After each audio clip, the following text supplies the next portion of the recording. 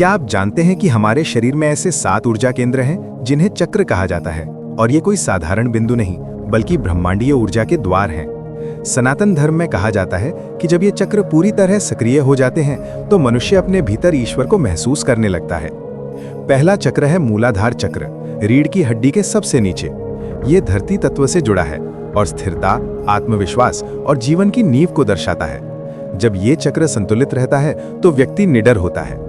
दूसरा है स्वाधिष्ठान चक्र, नाभि के नीचे।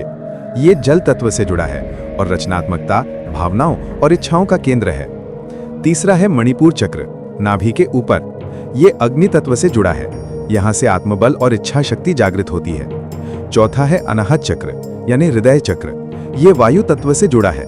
जब ये सक्रिय होता है तो प्रेम, करुणा और क्षमा जैसे भाव प्रकट होते हैं। पांचवा है विशुद्ध चक्र, गले में स्थित। ये आकाश तत्व से जुड़ा है और सत्य बोलने वो आत्माभिव्यक्ति की शक्ति देता है। छठा है आज्ञा चक्र, दोनों भौहों के बीच। इसे तीसरा नेत्र कहा जाता है।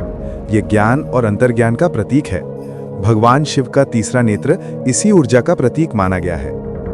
और सातवां है सहस्रार चक्र, सिर के शीर्ष पर स्थित। ये परम चेतना का द्वार है। जब ये खुलता है तब मनुष्य ब्रह्म से एकाकार हो जाता है। भगवान शिव को योगेश्वर कहा गया है क्योंकि उन्होंने इन 7 चक्रों पर पूर्ण नियंत्रण पाया था। इसीलिए शिव का ध्यान, योग और मौन सब इन्हीं चक्रों की साधना का रूप हैं। ये केवल आध्यात्मिक नहीं बल्कि ऊर्जा विज्ञान भी है, जो बताता है कि हर इंसान के भीतर एक पूरा ब्रह्मांड छिपा है, बस जरूरत है उसे पहचानने की। ओम, जागो अपने भीतर के शिव को, क्योंकि वहीं छिपा है सच्चा आनंद।